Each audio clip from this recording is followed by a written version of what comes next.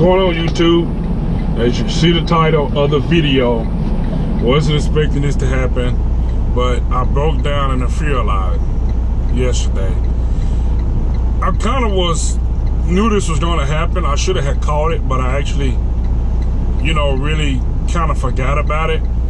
But, the night before, I had got fuel, which was Monday night. I had got fuel, then my truck wouldn't start. And then I turned it over again, and, then they finally started. So, I don't think I idle. Yeah, I don't have a, APU, so I had to idle. Then I, got on down the road. Then yesterday evening, I had to fuel again.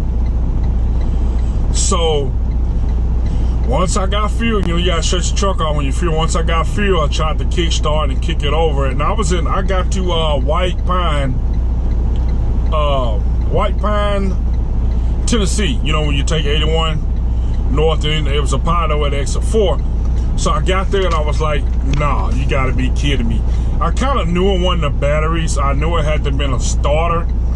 So, I had to call, you can't call another breakdown, especially if you're at a pilot, because, that's private property.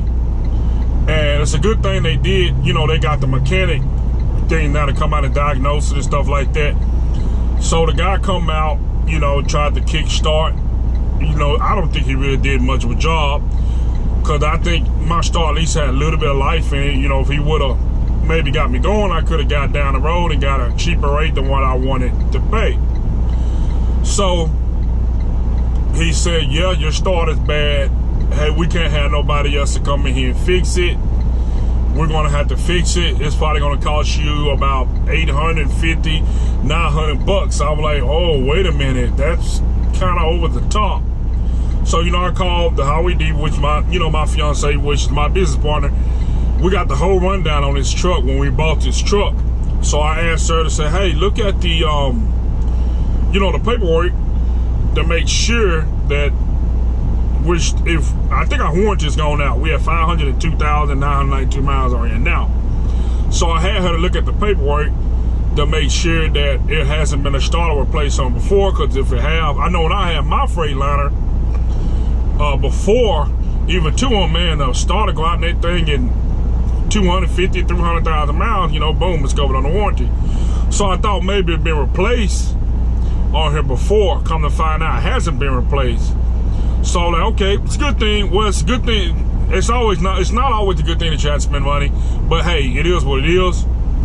So it wasn't now put on here. So you know what, the rate they was trying to charge us, one of our drivers called the dealership. He was real helpful. Shout out to him.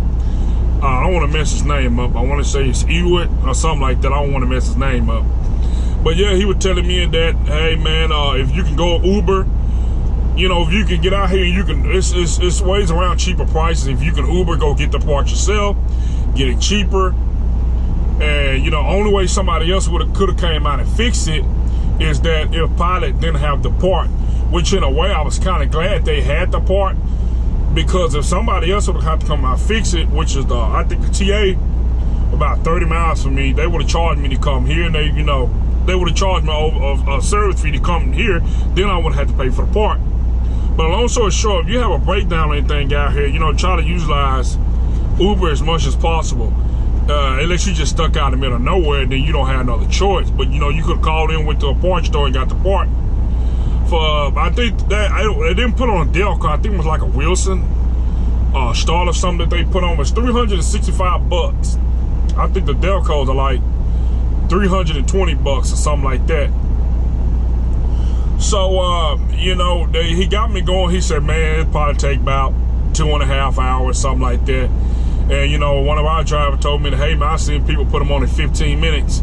I seen people do them in an hour. And most places they're gonna try to get all the money out of you, that they possibly can. I think I was there for like 5 hours total. I think I broke down about 6:45, couldn't get it going. They probably got me done by 11 o'clock. But they actually started working on me at like 8:41, Eastern Standard Time.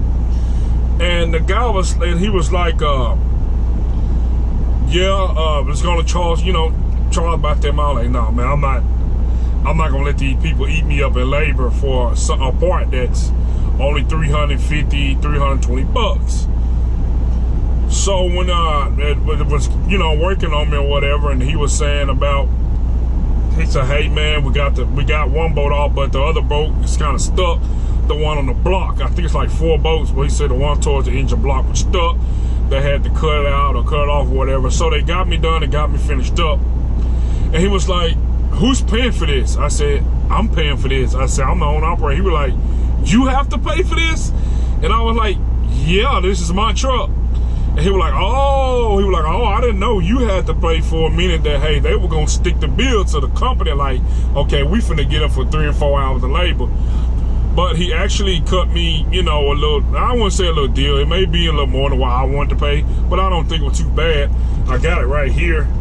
I want to say it was $677.65. The starter was $365, and they charged me for 2.5 hours of labor, which was at $99 a piece for each hour.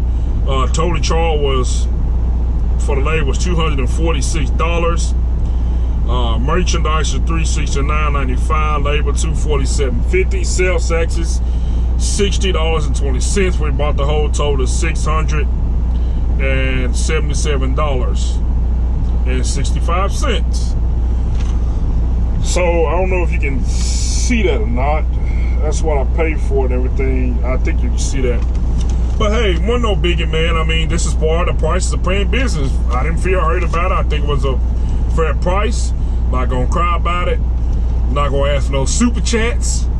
Not gonna make no PayPal account. You know, hey, boss up and keep it moving. I'm sure there's more things that's gonna be, I have to do this truck. And, you know, things like that. Another topic I want to get into real quick. Been seeing videos about Peterbilts, Freightliners, you know, stuff and things like that. Will I ever get a Peterbilt, or will I ever get a KW, will I ever get the truck I want? Maybe. Sure. I actually I want a KW 900L. I want it brand new. But then I got to thinking that I don't want the DEF system. So maybe in the future, yeah, I would get me a new truck. Or I said in previous video that if you're getting into the game, I don't see why you're gonna get a Peterbilt or you're gonna get a KW. If you can find one a good deal, hey, go at it. It's just me, if I was getting in the game heavy hauling, yeah, them the go-to trucks I would get. But I got this used truck, or we got this used truck. I think it was 62 grand, and it had 463,000 miles on it. I think it was a fair price. And reason why I don't want to just jump into getting something, because when you put money in some of these used trucks, we have a low payment. We pay $1,395 a month. And if I get a new truck, that's gonna be the one I want. But we got a lot of things up ahead. Like, maybe next year we getting a house built, and personal things, stuff like that. So that's why I don't want to jump and get a Peterbilt or jump and get a KW 900L, which the KW is what I'm leaning toward. But if I get one, like I said, it's going to be an old one. I don't want this DEF system in this truck. But I'm going to work with what I got for right now. It's used. Everything go good in the Lord's plan. Hopefully we'll be through with it in about 1.5 years. And, that's where I'm at with it. That's on me. If you want a Peterbilt, hey, do your thing. I'm not saying they're not bad trucks. It's just, this is affordable for you. I'm not saying it's not affordable, but it's affordable for me. This is what works best for me. This is what works best for us and our company right now. And we're trying to grow, work with different drivers. And hey, like I say, when I put so much money into something, it's hard to let go. Just like Woody over there at RHT. I mean, he got the woodshed. And man, he put a lot of money in that truck. I think the last video he had a turbo blown out on it, and he's thinking about getting it fixed. If I were him, I would. I mean, it's hard to get rid of something that you put a lot of money into. And when you got a paid off truck, a used truck, man, you can make money. Keep making money, don't have that truck payment. So that's kind of where I'm at with it, things like that. So anyway, that was my experience on the breakdown. We got moving, started me up. Now I'm here in Elkton, VA. Picked up a load Monday, paying over $3 a mile. So other than that, everything is going good with the truck. I know it's going to be some more things going to be done to it. I know its clutch is coming. I know that's going to have to get replaced. But there's been a lot of things done in this truck before it was sold. And I know it's just a bunch of stuff. I got to get an APU put on this thing soon. But man, that's my take on it. Keep it pushing and pray for better days. Well, it is better days because, you know, I don't see 600 or something as a big thing. But, you know, just because you got it don't mean you have to spend it all. Call the people, talk the price, talk to the guy.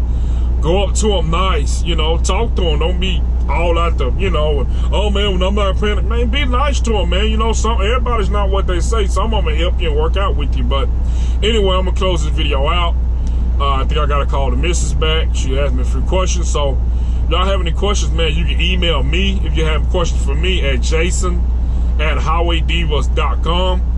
I mean, I'm thinking about doing some, I said before, I'm thinking about doing some vlogs and different things, man, different topics. If you have questions, I'll do a video for you. But anyway, I'm going to get out of here. So I'll holler at y'all. Until next time, we'll see you.